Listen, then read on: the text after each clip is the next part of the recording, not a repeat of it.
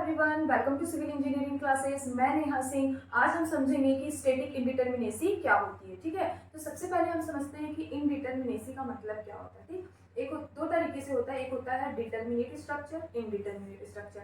Determinate structure क्या होता है? जो हमारा इक्वेशन है वो इक्वेशन ऑफ इक्विलिब्रियम से सेटिस्फाई हो जाता है, एनालाइज कर पाते हैं हम इक्वेशन ऑफ इक्विलिब्रियम से, that is called determinate structure. दूसरा होता है इनडिटरमिनेट स्ट्रक्चर, जिसको सॉल्व करने के लिए हमको equation of equilibrium plus extra compatibility equation की जरूरत पड़ती है उसको सॉल्व करने के लिए। तो उस स्ट्रक्चर को हम क्या बोलते हैं? Indeterminate structure. ठीक है, तो अब क्या होता है next? Static indeterminacy. Static indeterminacy का मतलब क्या होता है? उस स्ट्रक्चर को सॉल्व करने के लिए हमको equation of equilibrium plus extra compatibility equation की जरूरत होती है, उसको हम क्या बोलते हैं? Static indeterminacy. ठीक है, अब इस स्टैटिक इंडिटरमिनेसी के अंदर क्या क्या चीजें आती है? दो चीजें आती है, एक्सटर्नल इंडिटरमिनेसी और इंटरनल इंडिटरमिनेसी। ठीक है, तो सबसे पहले हम देखते हैं एक्सटर्नल इंडिटरमिनेसी किसकी वजह से आ रही है? जो भी उस स्ट्रक्चर में एक्स्ट्रा सपोर्ट्स रिएक्शन लग रहे हैं उसके कारण आता है एक्सटर्नल इंडिटरमिनेसी, और जो भी एक्स्ट्रा मेंबर या इंटरनल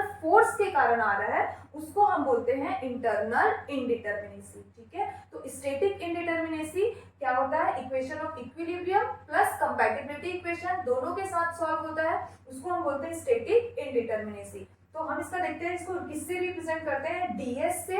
डीएस मतलब स्टैटिक इंडिटरमिनेसी का फॉर्मूला क्या होता है? DSE plus DSi, external indeterminacy plus internal indeterminacy. ठीक है, अगर आपको ये चीज समझ में आई होगी तो अगर आप आगे भी कंटिन्यू देखना चाहते हैं तो आप इसको लाइक कर सकते हैं, सब्सक्राइब कर सकते हैं, और इसको कंटिन्यू देखने के लिए आप हमारा चैनल ज्वाइन कर सकते हैं, civil engineering classes. Thank you.